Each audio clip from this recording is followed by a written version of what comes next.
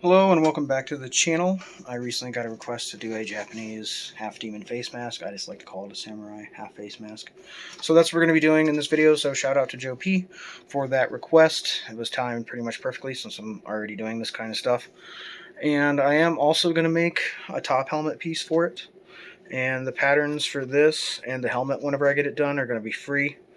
I should have, hopefully, the helmet video up in about 2 weeks. Part of the reason for that timing is I'm getting married and going on a honeymoon, so I won't be around for a week or so. However, I'm going to have to be quarantined for 2 weeks after that, so I'll have plenty of time to film and edit that video and put it up. And without me rambling on anymore, let's go ahead and jump right into the video. Okay, I've cut out my pattern pieces. The 3 and 4 for the main shell I did with 5mm EVA foam. And these other ones, I just use an EVA foam mat. If you measure from the top of the raised area, it's about 7mm. From the rest of it, it's about 6. So 6 to 7mm. You can use whatever thickness you want. The reason why I'm using different is I do want this to be thicker than the V mask. I want it to look more like armor. But it's really hard to get this a nice nostril shape heated and pulled into it using something this thick and this durable. Now, I can't really suggest that you go out and buy these mats because they do have a lot of imperfections in the foam. However, I personally intentionally went through and selected the ones with that I could find in the pile at Harbor Freight that had the most imperfections because I want this to look pitted and old and gnarly. So, if you don't want that, definitely don't purchase these mats. Now, first thing I'm going to do, same with the other ones, is I'm going to contact cement these V-cuts on the cheek areas, on the number 1 pieces, and around the nostril, both sides, on the number 3. And I'm going to be using DAP Weldwood contact cement. And how contact cement works is you apply it to each side that you want to bond. Then you allow that to set for 15 to 20 minutes. After it's been just sitting chilling for 15-20 minutes and the contact cement isn't sticky, it's at that point it has cured enough that you can attach the 2 sides. Now keep in mind, whenever you do attach the 2 sides, once they're attached, there's no getting them apart without cutting them or just tearing it apart. So if you misalign them, you're stuck with it, or you're stuck starting over, which I myself have had to do. So if that does happen to you, try not to get too frustrated. It just happens, unfortunately.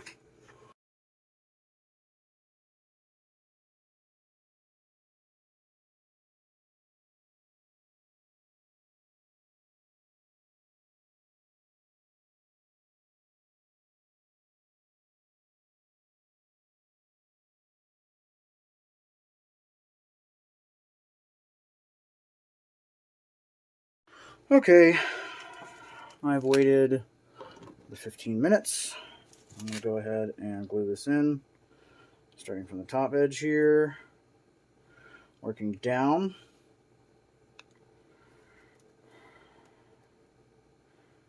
And I'm going to glue this overlapping, and this seam here should line up with this seam here. As same thing with the patterns for V, I didn't actually put any registration marks, but they're free, so that's a thing. And do the other side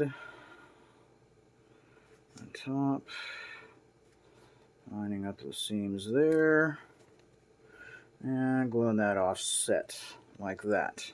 Okay.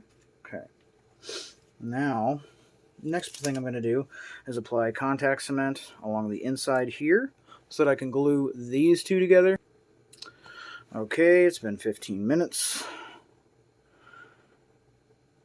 Make sure these line up.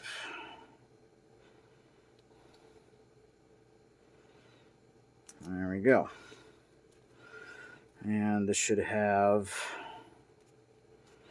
a nice curve to it for the point of the nose whenever you are done. Next, I'm going to apply contact cement along these edges, and along these edges, and also on these parts of the number 2.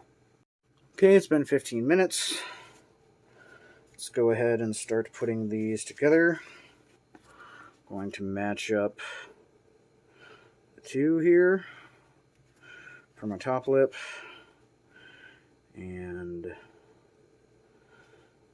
there we go for the bottom of the jaw. And now that those are together, make sure I use sufficient force, as it is contact cement, and make sure it's full contact. I don't want to have it coming apart. Now that that's done, I'm going to start with the top edge, top edge of here, and glue this around to there on both sides, which will pull these 2 together.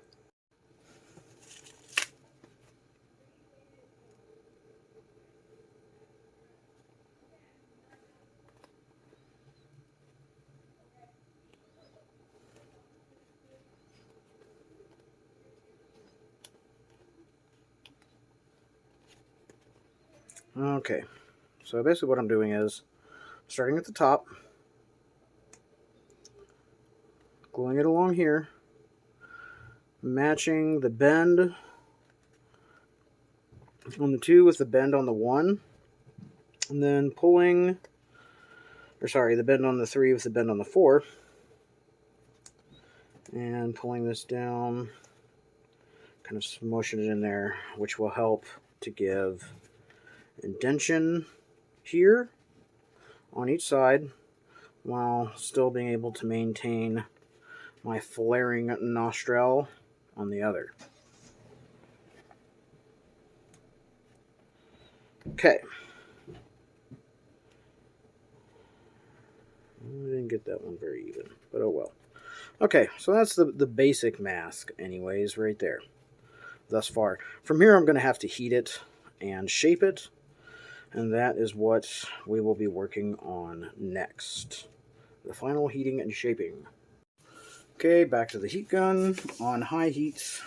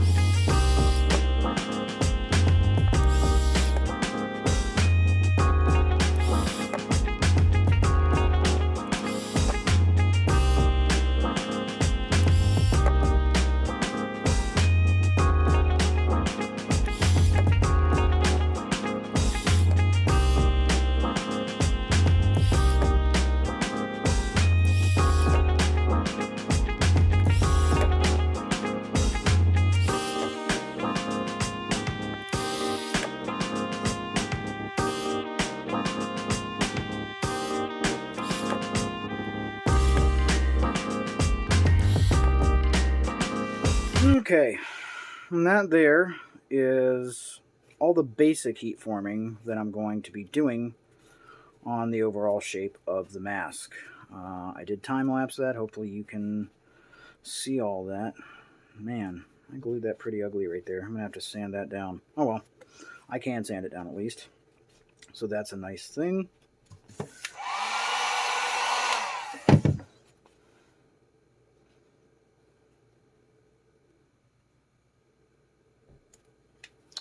Okay, now for real it's done.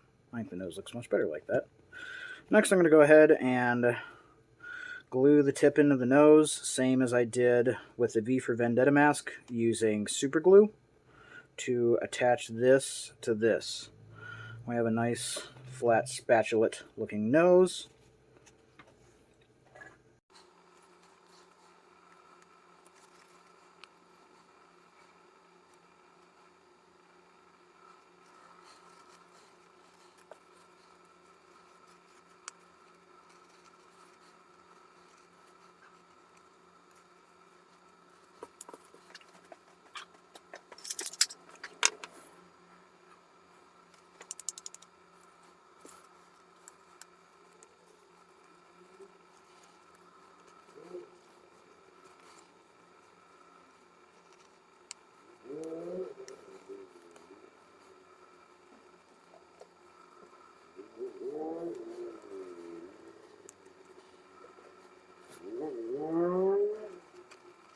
Okay, in that last clip, once I glued this together, I just basically took super glue and ran it all along the seams on the inside of the mask where I glued everything together.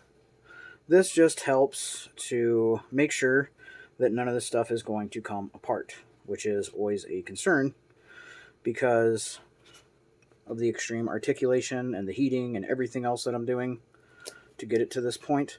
And I'm going to let this sit for about a half hour so that I'm not gluing my fingers to my piece. Okay, now it's time for a little sanding with my Dremel, rounding off this edge, not as extreme as I did with V, and just cleaning up the seams, taking some of that glue that I splurged over off of the nose and everywhere else.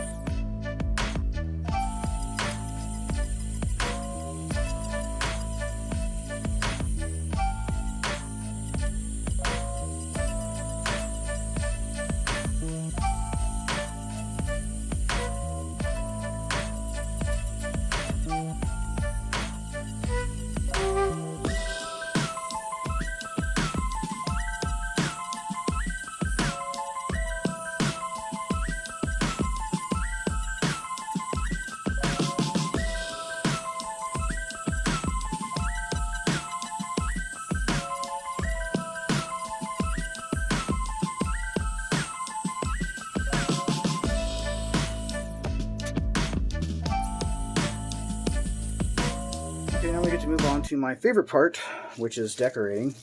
So I have some of these EVA foam dowels. Now, that's kind of an untruth because I don't think these are actual EVA foam, or they're a different type than what you normally use for cosplay building. But these are 10mm thickness and 24 inches or 61 centimeters long. Now what I did was cut mine in half as best I could. This side came out a little bit thicker than the other side. But I've already applied my contact cement and got a rough idea of how long this needed to be, and I have contact cemented around the mouth. And now I'm going to take the dowel and line it up with the contour and shape of the mouth itself as best I can.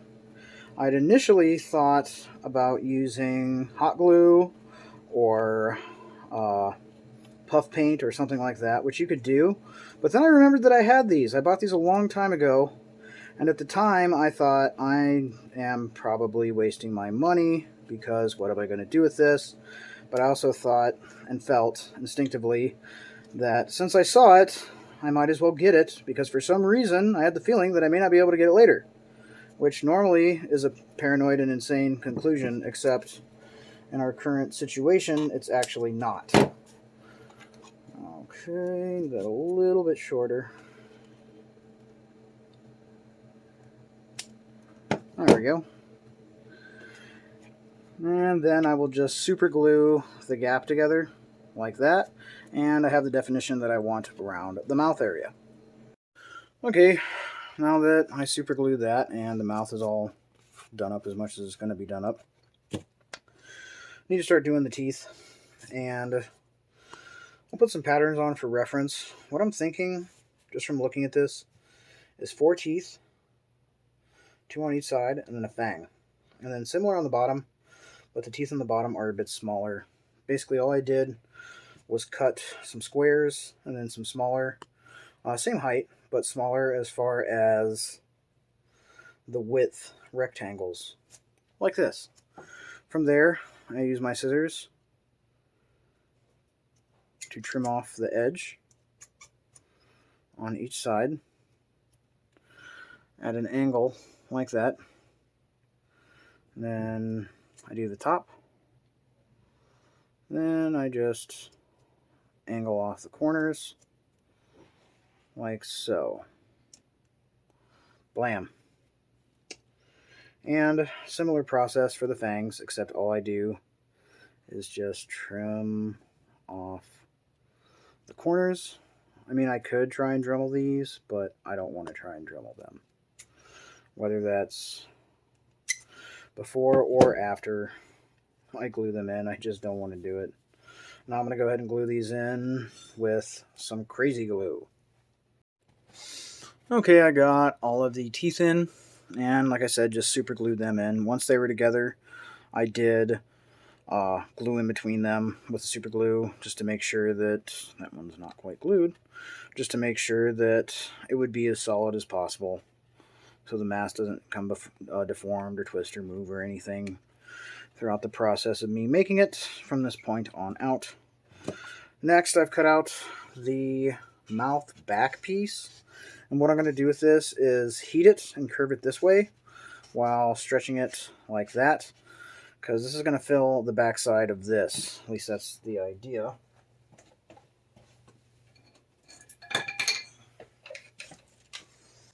Hook up ye old heat gun.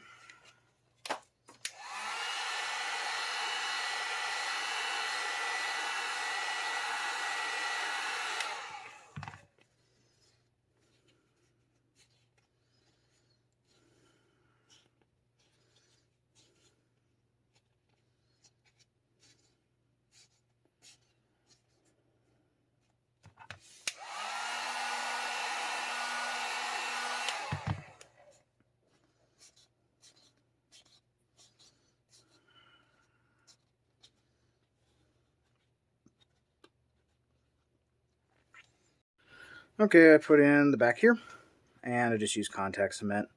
I traced around about where it was and put a rather wide swath on the inside and just did the edge of this, and then sealed around it with super glue so that I could have this depth effect on the front. Excuse me. And next thing I've cut out is the large fang pieces, and I've applied contact cement along this edge up into the center on both, and they are a little different. And now I'm going to glue these together, starting with the bottom and gradually working my way up to the top. Okay, I used 3mm EVA foam for the large fang and this rear mount, this mouth cover that I glued on the rear here. And whenever you put these together, it'll come out looking something like this. I'm going to sharpen up the excess off of the end here to make it a little bit more blunt, so it'll be able to hopefully take impact a bit better than if it's just totally pointy. Okay, do the other one.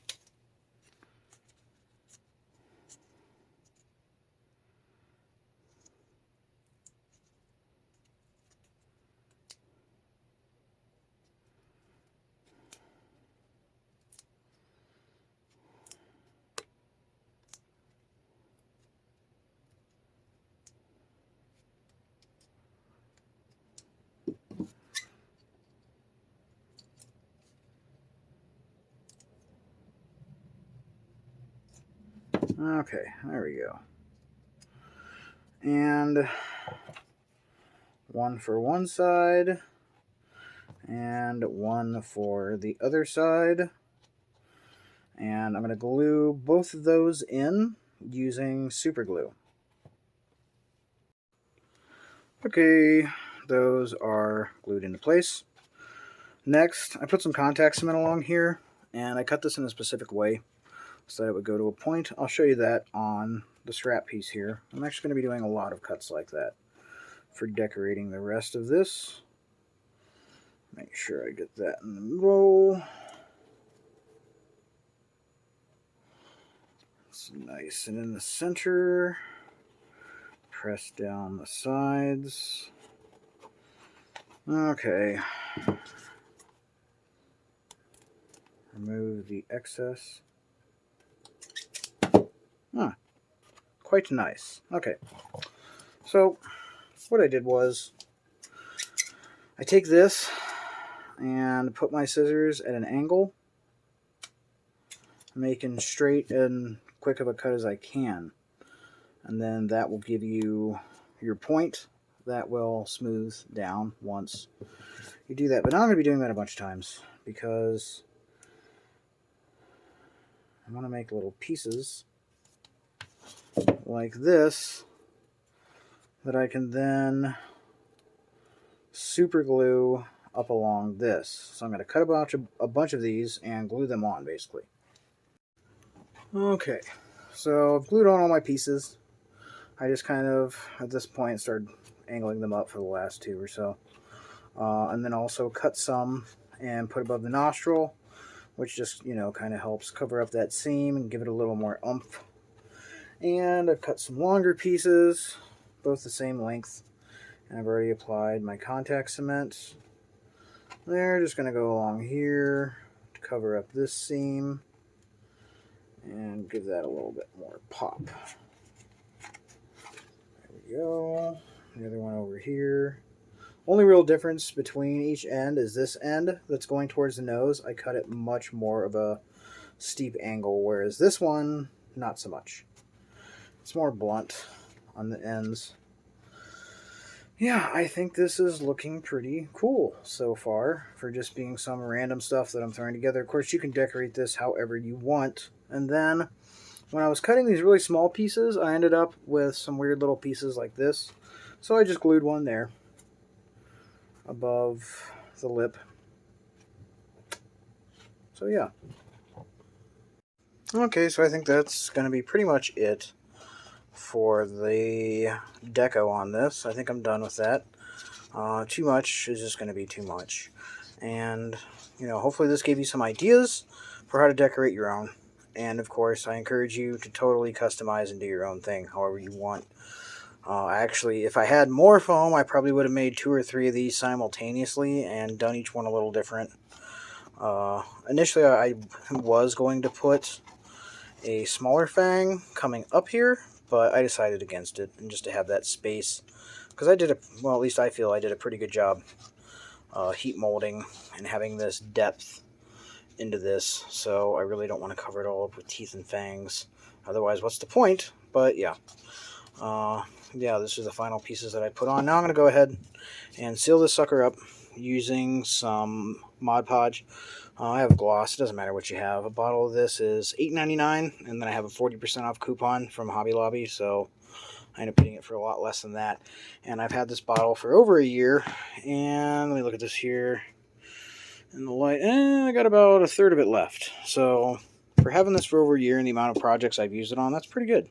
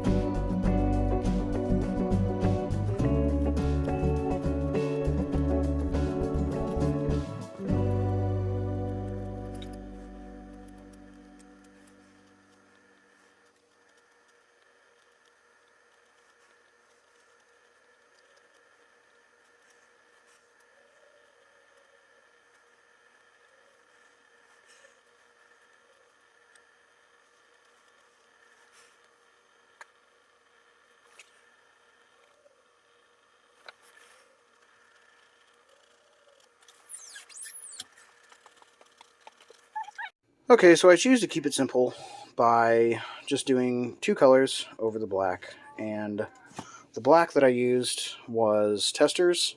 It's just model paint, and it's pretty inexpensive considering how much coverage you get. That's one of the things I like about it is one coat and it will turn everything jet black, unlike acrylic craft paint. And unlike spray paint, I don't have to worry about runs, because I would probably have to spray paint this and spray paint this or airbrush this from every angle to get into all these little nooks and crannies and stuff to get the black in there. It was a lot easier just to do it with one application of this black. Now for the pewter, I used pewter Rub and Buff. And Rub and Buff is a wax metallic finish. All you have to do is put it on a towel like I did here, and then just literally rub and buff it in, just like you would wax on a car. It's always best to put a very small amount on the towel and start from there. You can always add more, but you can't really take it off. You can just repaint it. And the gold that I used on the teeth is Model Masters Gold. And this stuff has really, really good coverage. And I bought this several years ago, and it's still 3/4 full or more. A little bit of it really goes a long way, so it's definitely worth the money. And I got turned on to this years ago watching Cosplay Chris's channel, where he would use this for a lot of his various projects. So yeah, that's pretty much going to wrap it up for this build. Okay, so that's going to wrap it up. I'm pretty happy with the way this turned out, especially with the Rub and Buff. I feel like you can really see all the little pock marks and stuff in it that just kind of pop, and helps to make all the stuff that I put on it pop by very easily leaving a lot of those areas that I wanted dark and black and to look gritty to remain that way. If I can find Rub and Buff, I will put a link to it in the description below. I'm not sure if it's still sold. Part of the problem when I got it was I was purchasing from a cosplay store, and at that time you could only buy Rub and Buff in sets. So you could get a set of silver or a set of green or a mix set, but you couldn't just buy one tube, which made it really expensive, and it also causes you as a consumer to end up with a bunch of stuff you don't want and don't need. So I will look for individual tubes, and if I can find that, I will put it in the description. Once again, the patterns for this and the helmet are going to be free up on Facebook. Helmet videos should be up in a couple weeks from now. And as always, thank you for watching, and have a great day.